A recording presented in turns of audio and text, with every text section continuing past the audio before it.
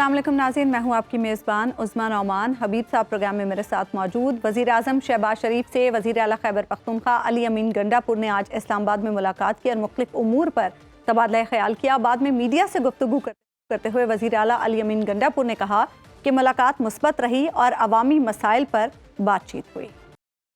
पाकिस्तान के माशी हालात वो नहीं है तो हम भी कोई ऐसी डिमांड नहीं करेंगे कि जो पॉसिबल ना हो यहाँ पे। और अब सारी आवाम जो है हमारी जिम्मेदारी है। अच्छी बातचीत हुई, पॉजिटिव हुई, जो वादा किया गया वो उन्होंने इंश्योर किया कि जो बात अब करेंगे सच पे करेंगे। उन्होंने अफसरान को भी कहा कि आप वही टाइम लाइन दें जो पॉसिबल है।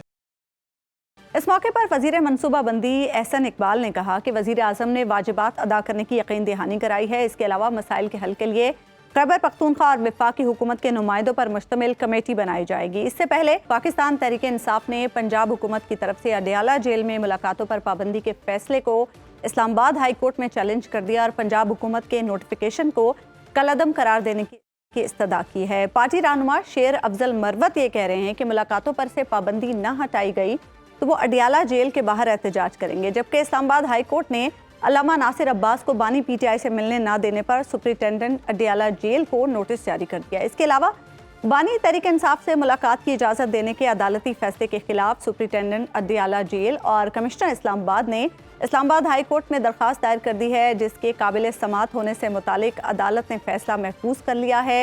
दौरान समात अदालत ने सरकारी वकील से कहा कि ऐसी दरखास्तें आना शुरू हो गई तो हमारे लिए मुश्किल होगा। इसी पर हम बात करेंगे। सीनियर रहनुमा पाकिस्तान तहरीक इंसाफ वलीद इकबाल साहब प्रोग्राम में हमारे साथ स्टूडियोज़ में मौजूद हैं। वलीद साहब, सबसे पहले तो ये कि जो मुलाकातों पर पाबंदी लगाई गई है, तहरीक इंसाफ के क्या कंसर्न्स हैं और आप लोग क्या समझते हैं, वजह सिक्योरिटी थ्रेट्स हैं या कोई और वजह है? नहीं जी, ये सिक्योरिटी थ्रेट्स का तो अक्सर लबादा ये पहना करके ऐसी ऐसी अजीब व गरीब कार्रवाइयाँ करते हैं ये जो, और इसमें ना निगरान में और ना इस नाम नहाद जमहूरी हुकूमत में कोई फ़र्क है।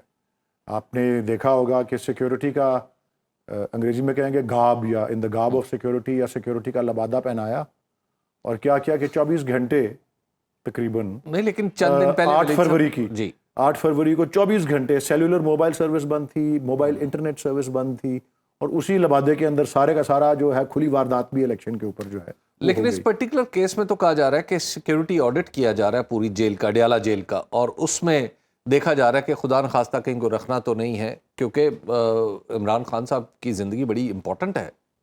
जी बिल्कुल, ऐसी बात जो है इससे तो कोई इनकार नहीं है, लेकिन हमारा मौक़िफ़ और चूँकि हमारे नुमाइंदगान और जिनमें उनके वकला भी शामिल हैं और उनकी फैमिली के मेंबर्स भी शामिल हैं, उनको रेगुलर बेसिस पे मिलते रहे हैं।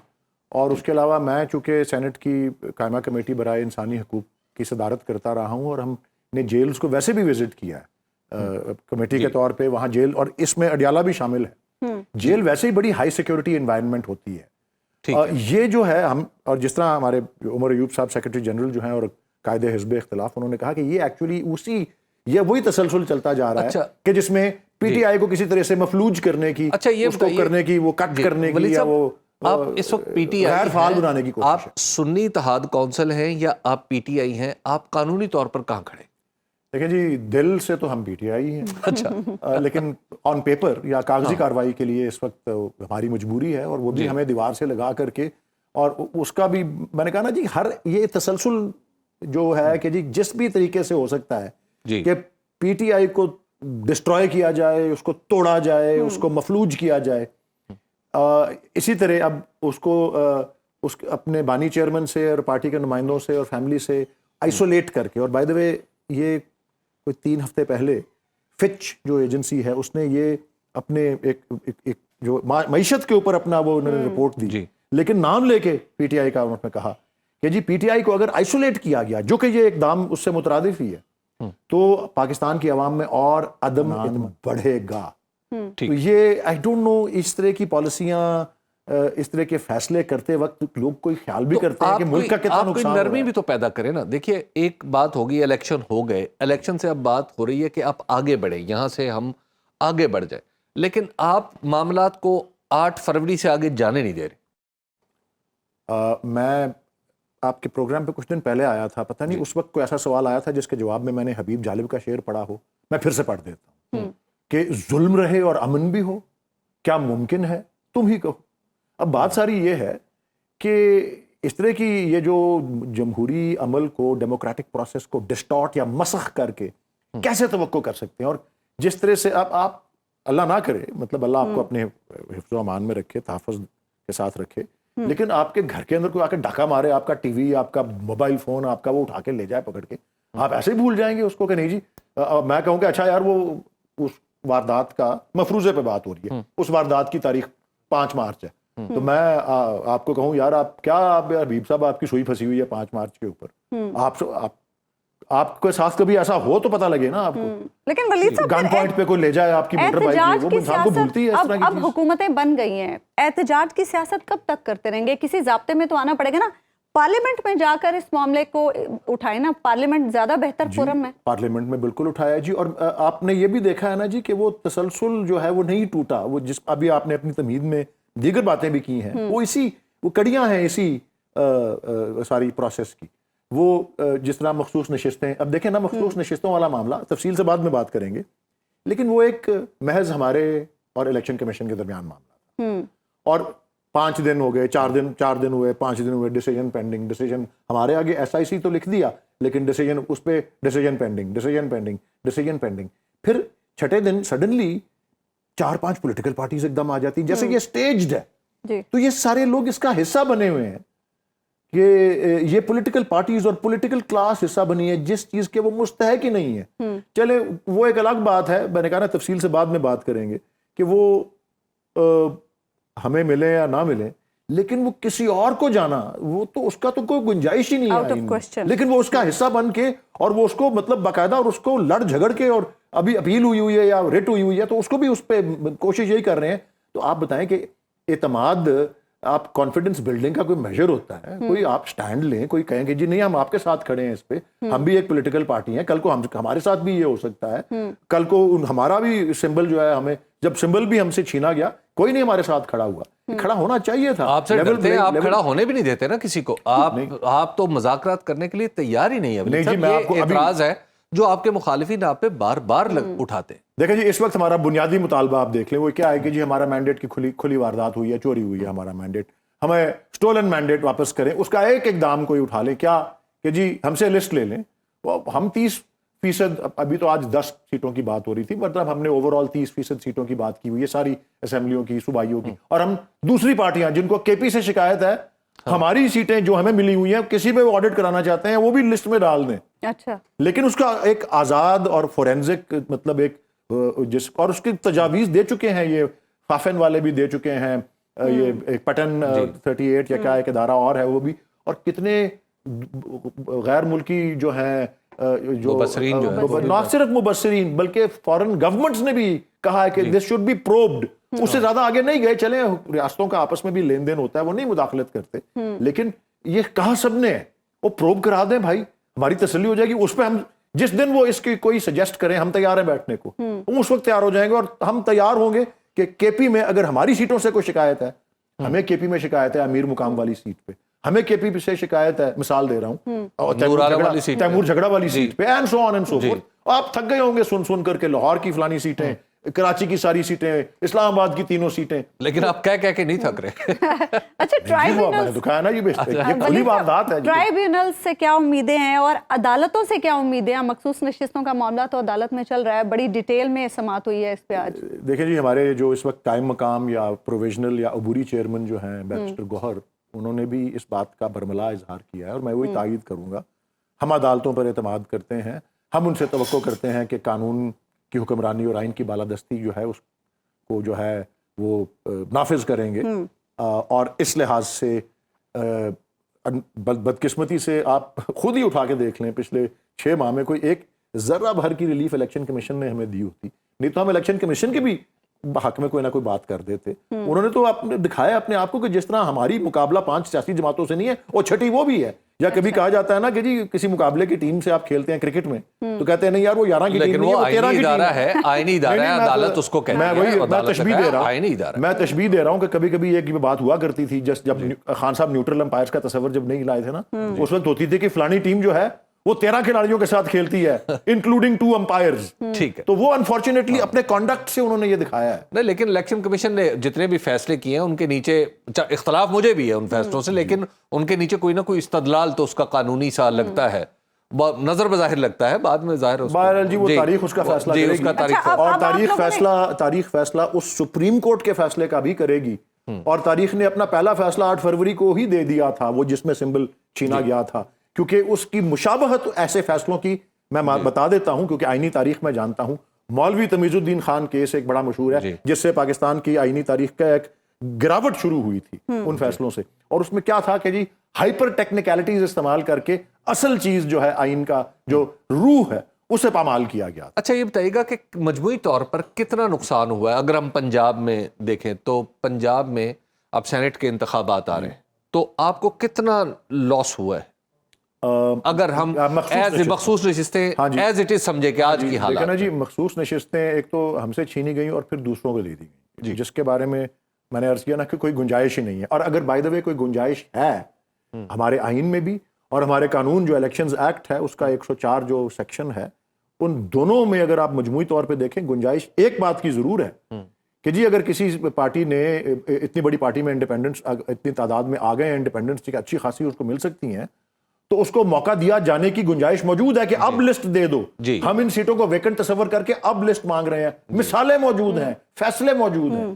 لیکن چلیں یہ جو آئی تھنک 20 سے 30 تک مخصوص نشستیں پنجاب اسمبلی کی اگر جو ہے پی ٹی آئی کے کھاتے میں ہوں تو اس سے اگر ابھی نہیں ہے تو 2 جنرل سیٹس 7 میں سے یعنی 13 سیٹیں ٹوٹل آئی تھنک الیکشن ہو رہا ہے 12 یا 13 پہ 7 جنرل ہیں, پھر 2 مخصوص ہیں وہ ٹیکنوکریٹس اور علماء کی, 2 مخصوص ہیں خواتین کی اور 1 مائنورٹیز کی. تو آئی تھنک ملا کے یہ بنتی ہیں 13. جی 7 جنرل 11 سیٹوں پہ ہوگا یہاں پہ الیکشن اس وقت 11 پہ 7 جمع 4 وہ شاید مائنورٹیز کی ایک جو ہوتی ہے وہ آلٹرنیٹ وہ اس دفعہ غالباً سندھ اور بلوچستان چلیں پھر وہ اس طرح ہی ہوگا. تو یہ ہے کہ جو 7 جنرل سیٹس ہیں ان میں سے اس وقت کی گنتی پہ تو پی ٹی آئی کو 2 اس وقت کلیئر مل جاتی. جی اگر وہ مخصوص نشستیں بھی آ جاتی ہیں پنجاب اسمبلی کی, وہ ووٹس بھی شامل ہو جاتے ہیں, تو یہ جو سکور ہے یہ 2 سے بڑھ کر یہ تقریباً 4 یا 5 تک بھی جا سکتا ہے. اور میں آپ کو ایکسپلین کرتا ہوں کس طرح, کیونکہ جو مخصوص نشستیں ہوتی ہیں نا وہ 2 ہوتی ہیں, 2 مخصوص ٹیکنوکریٹس کی, 2 مخصوص خواتین. بالکل اس میں جو لارجسٹ پارٹی ہے وہ ون کر لیتی ہے اور سیکنڈ لارجسٹ پارٹی دوسری لے جاتی ہے. لیکن اگر لارجسٹ اور سیکنڈ لارجسٹ میں فرق اتنا زیادہ ہو کہ وہ ڈبل سے بھی زیادہ ہو تو پھر لارجسٹ پارٹی دونوں لے جاتی ہے. وہ بڑا آسان سا ایگزامپل ہے, میری 90 ہیں نشستیں, میں ایگزامپل دے رہا ہوں, اور جو لارجسٹ پارٹی ہے اس کی 200 ہیں. وہ اپنے ممبران کو کہیں گے کہ 100 آپ ڈالو فلاں کو اور 100 ڈالو فلاں کو, تو وہ دونوں نشستیں ان کو مل گئی. میرے 90 کے 90 ووٹ بھی جائیں کسی کو تو وہ نہیں میں. البتہ اگر دوسری پارٹی کی 200 ہو اور میری 120 ہوں تو پھر وہ اپنی 100 کو بانٹ دیں تو بھی میری 120 جو ہے وہ مجھے دوسری نشست دلوا دے. یہ وہ اس گنتی کو چینج اس طرح سے کرتے ہیں. اچھا 21 اپریل کو اب ضمنی انتخابات بھی ہونے جا رہے ہیں.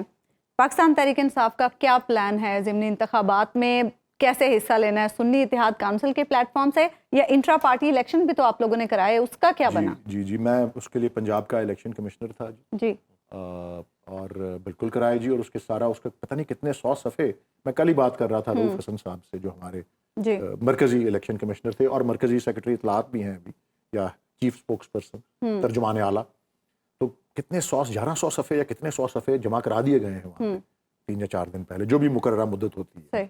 اب اس کا جواب دینے سے پہلے 21 اپریل کو ایک تو علامہ اقبال کا یوم وفات ہوتا ہے, تو ایک تو ہم اس کو عقیدت و احترام سے منائیں گے, وہ ایک طرف, اور دوسرا یہ کہ الیکشن میں شرکت بھرپور ہوگی, کیونکہ آپ نے دیکھ لیا نا جی کہ ہم اس سے بائیکاٹ کرنے کے کسی اس میں نہیں. ہم نے 8 فروری کو بھی, حالانکہ اس میں بھی ہر ہتھ کنڈا استعمال ہوا کہ کسی طرح ہمیں آؤٹ کر دیا جائے اور ہم خود ہی وہاں سے کہہ دیں گے جی ہم نے نہیں لڑنا, وہ ہم نے نہیں کیا. اور آپ نے دیکھ لیا اللہ تعالیٰ نے کس طرح سرخرو کیا, اور ہم پورا بھرپور شرکت کریں گے اس میں.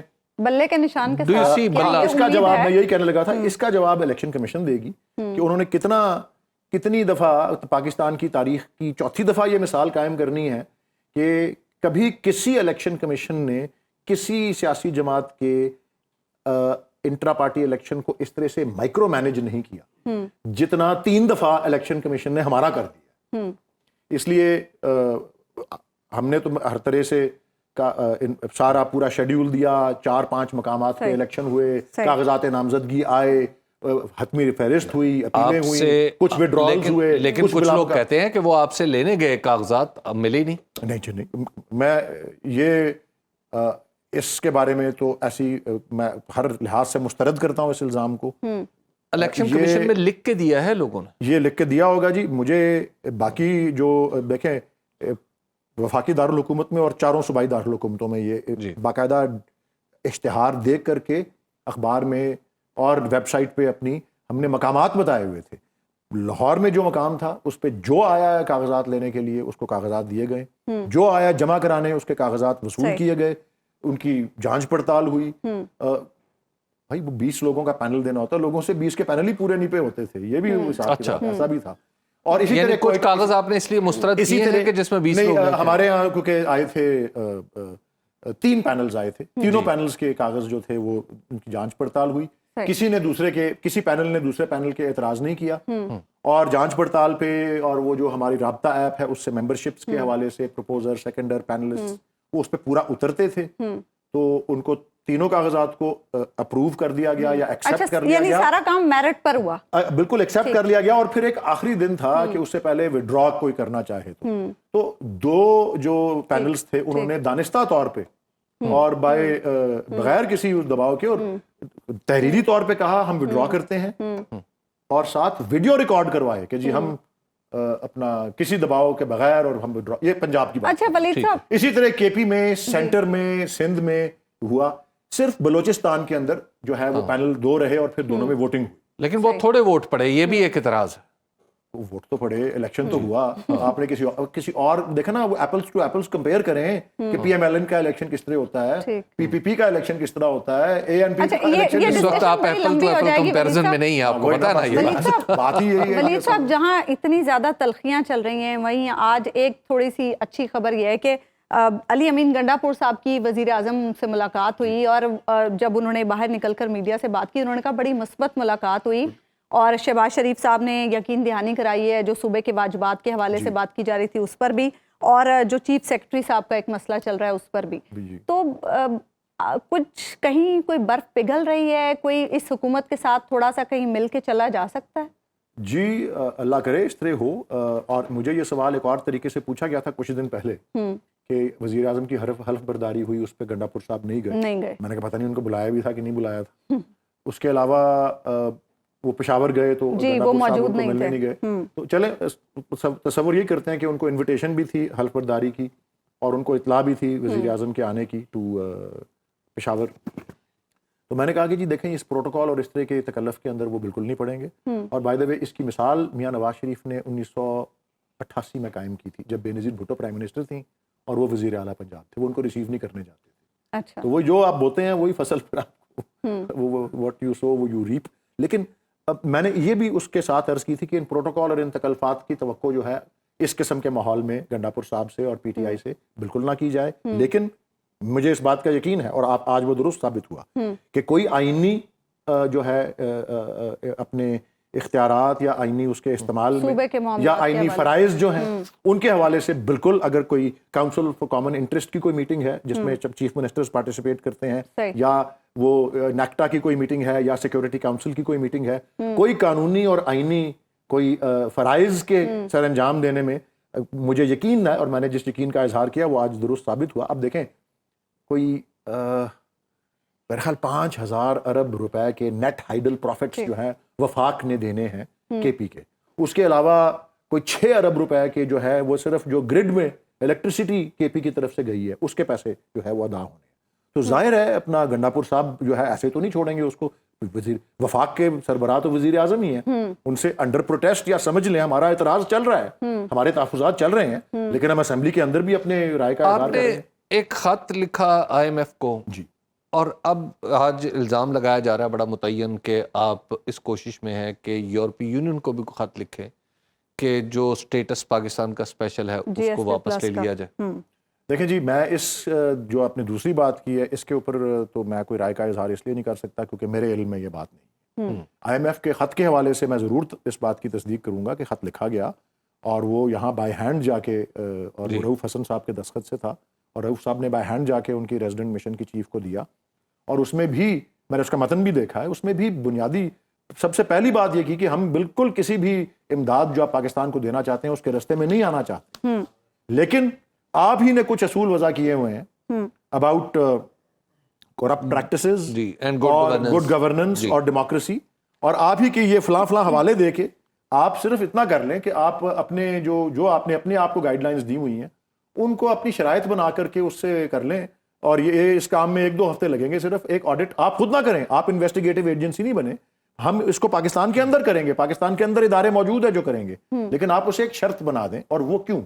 اور بلکہ اگر کسی امریکہ ہے یا برطانیہ ہے یا یورپین یونین ہے یا ایون اقوام متحدہ کے سیکرٹری جنرل ہیں یا کامن ویلتھ ہیں, یہ میں ان کے نام اس لیے لے رہا ہوں کہ ایک ایک نے یہ کہا ہے کہ پروب ہونا چاہیے اس الیکشن, ایک ایک کے آبزرورز کو ایک ایک کو یہی رپورٹس ملی ہیں کہ یہ الیکشن بہت متنازع تھا.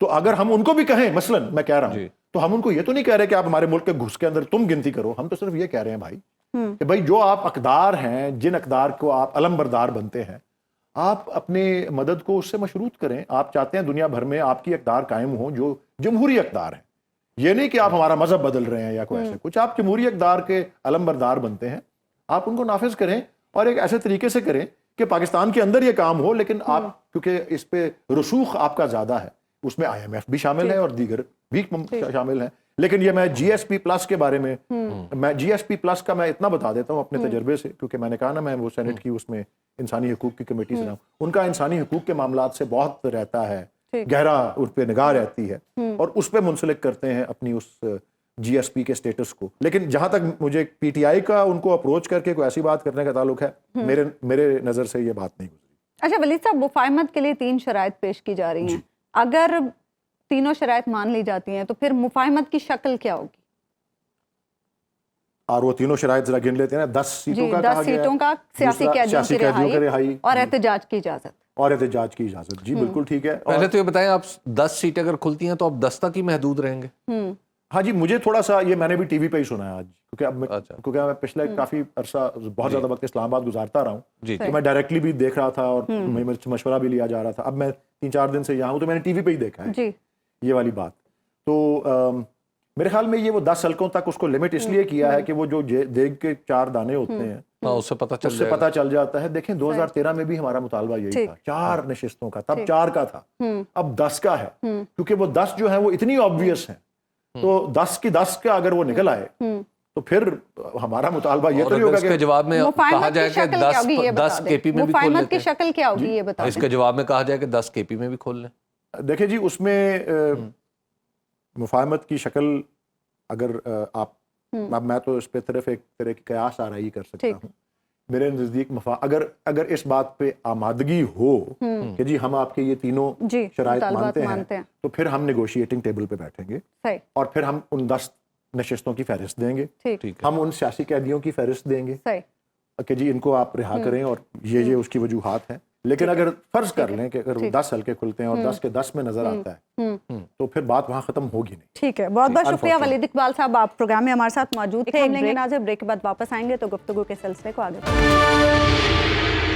ویلکم بیک ناظرین. وفاقی وزیر خزانہ محمد اورنگزیب نے پاکستان کے ٹیکس سسٹم میں شفافیت لانے کو حکومت کی اولین ترجیح قرار دیتے ہوئے کہا ہے کہ قومی آمدنی میں ٹیکس کا حصہ 10% کرنا چاہتے ہیں. حکومت کا ہدف آئی ایم ایف سے زیادہ معیشت کو بہتر کرنا ہے. اسلام آباد میں صحافیوں سے انہوں نے گفتگو کی اور انہوں نے آئی ایم ایف سے بڑے اور طویل مدتی پروگرام کی خواہش کا اظہار بھی کیا. اس کے علاوہ آج وزارت خزانہ نے ایک اعلامیہ جاری کیا جس میں اسٹینڈ بائی ارینجمنٹ کے تحت آئی ایم ایف کے دوسرے جائزے کے تمام اہداف حاصل کرنے کا کہا گیا ہے. اسی پر ہم بات کریں گے. سینئر سربراہ معاشی امور مہتاب حیدر صاحب نے ہمیں پروگرام میں جوائن کیا. مہتاب صاحب, سب سے پہلے تو یہ جاننا چاہیں گے آپ سے کہ محمد اورنگزیب صاحب پچھلے وزرائے خزانہ سے کتنے ڈیفرنٹ ہیں, کیونکہ یہ کہا جا رہا ہے کہ ان کی نیگوسیشن سکلز بہت زبردست ہیں اور اس کے ساتھ ساتھ ان کی انٹرنیشنل پی آر بھی بہت اچھی ہے.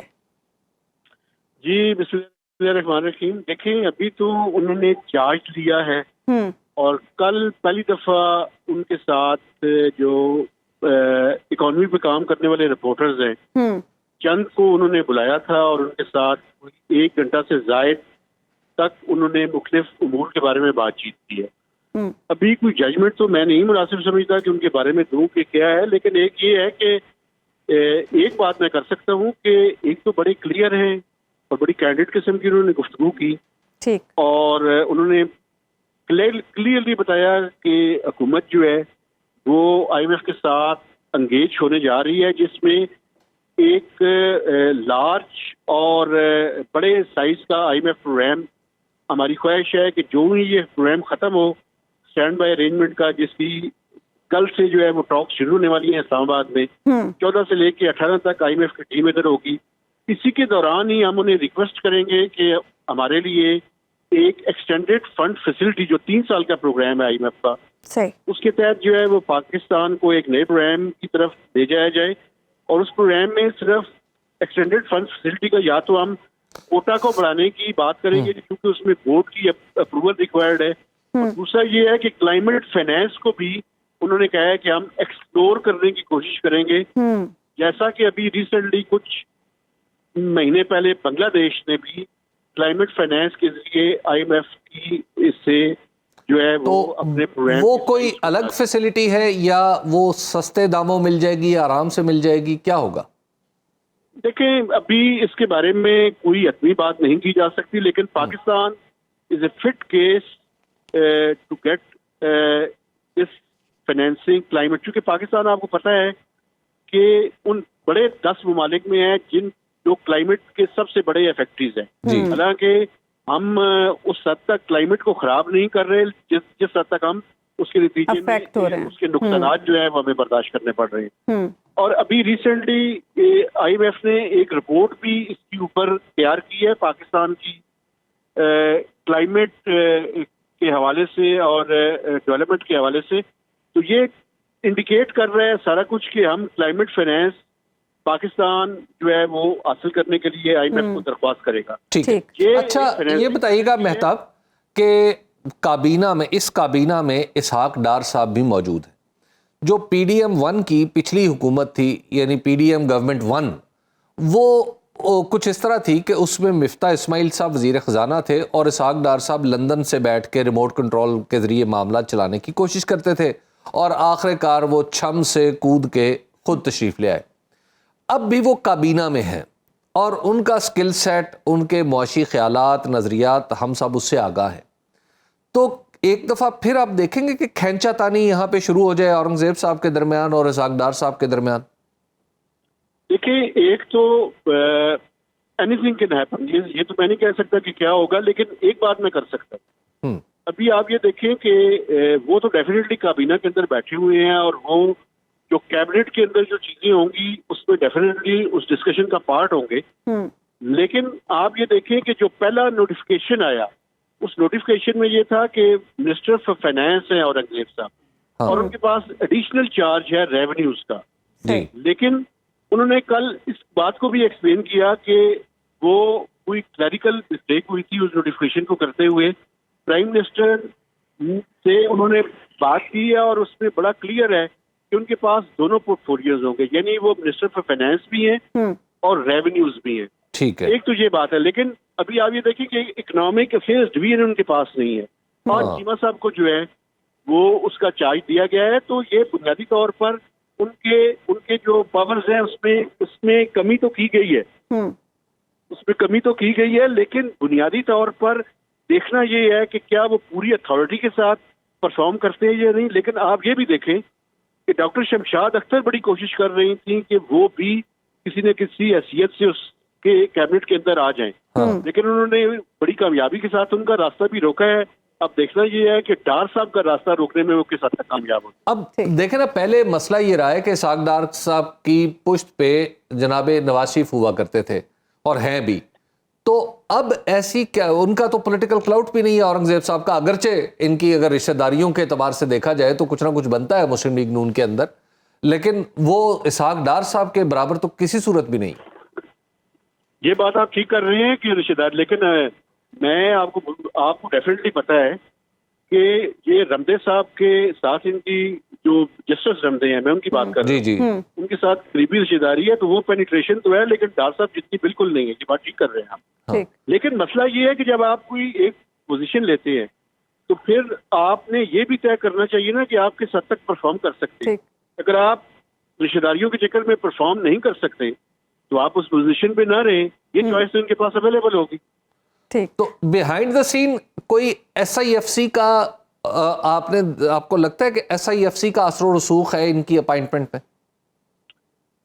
بالکل ان کی اپوائنٹمنٹ کے اندر اثر و رسوخ ہے جی. اور یہ بھی میں آپ کو بتاؤں، کل کی جو ملاقات تھی اس میں بھی انہوں نے بڑا واضح طور پہ یہ کہا کہ ایس آئی ایف سی بڑا زبردست پلیٹ فارم ہے، بڑا امپورٹنٹ پلیٹ فارم ہے، کیونکہ اب یہ چیز چینج ہو چکی ہے کہ ہم جو اپنے دوست ممالک سے کیش ڈپازٹ یا رول اوور لیتے تھے، نام نہیں لیا انہوں نے چائنا اور سعودی عربیہ کا، اس کا زمانہ ختم ہو چکا ہے. صحیح. اب ہمیں کچھ ایسے بینکیبل پروجیکٹس بنانے پڑیں گے ٹھیک. جس میں وہ اپنے لیے فیزیبل سمجھے اور وہ پاکستان کے اندر ان پروجیکٹس کے اندر آ کے اپنی انویسٹمنٹ کریں. ٹھیک ہے، بہت بہت شکریہ مہتاب حیدر صاحب، آپ پروگرام میں ہمارے ساتھ. حبیب صاحب، جس طرح سے مہتاب صاحب یہ کہہ رہے ہیں کہ میسج بڑا لاؤڈ اینڈ کلیئر ہے، تو اس کے بعد بھی آپ کو کیوں لگ رہا ہے کہ کوئی کھینچا تانی ہوگی؟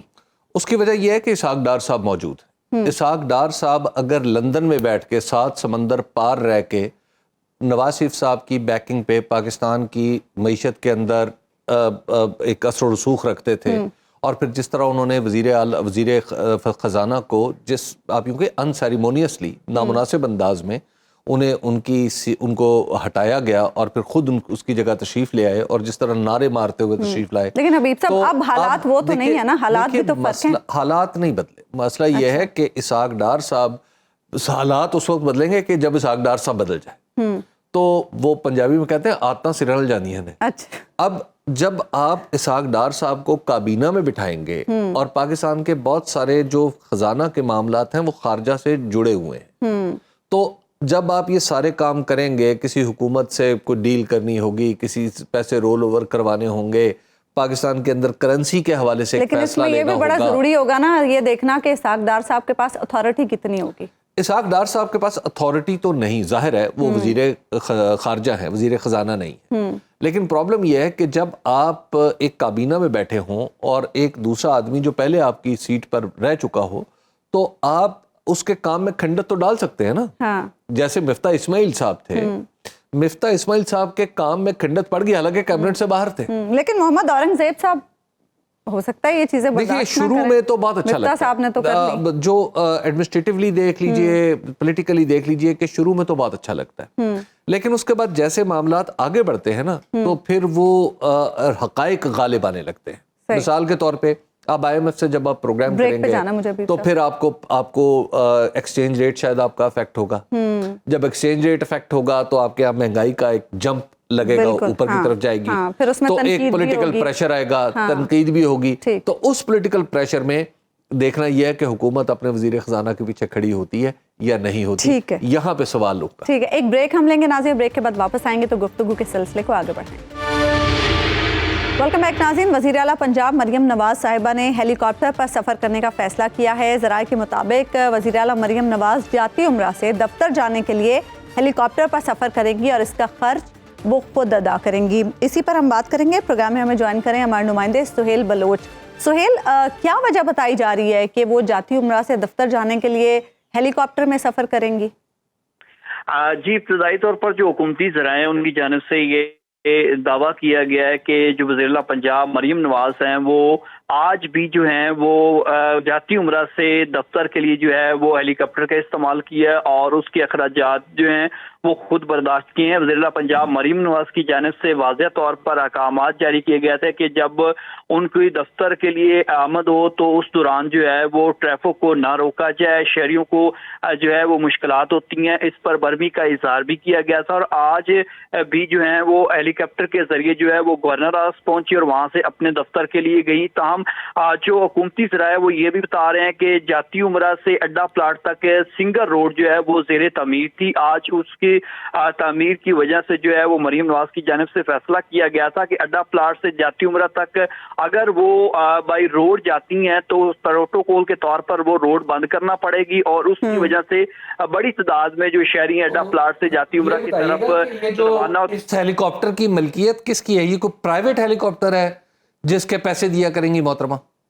جی حبیب صاحب, یہ جو ابھی جو پرائیویٹ پہ آج بھی انہوں نے سفر کیا, یہ پرائیویٹ ہیلی کاپٹر ہے, سرکاری نہیں ہے. حکومتی ذرائع یہ بتا رہے ہیں کہ پرائیویٹ جو ہے یہ ہیلی کاپٹر ہے, اور اس پر جو اخراجات ہوں گے وہ مریم نواز جو ہیں وہ خود برداشت کریں گی, اور یہ پرائیویٹ ہیلی کاپٹر جو ہے وہ آئندہ چند روز تک بھی اس کو استعمال کیا جائے گا. جاتی عمرہ سے گورنر ہاؤس جو ہے وہاں پر یہ مریم نواز پہنچے گی اور وہاں سے اپنے دفتر جائیں گی جہاں پر حکومت پنجاب کے پاس اپنا ہیلی کاپٹر بھی تو ہے. اگر یہ اتنی ہی ضروری ہے اور مجبوری اتنی بڑی ہے تو پنجاب حکومت کے پاس ہیلی کاپٹر نہیں ہے؟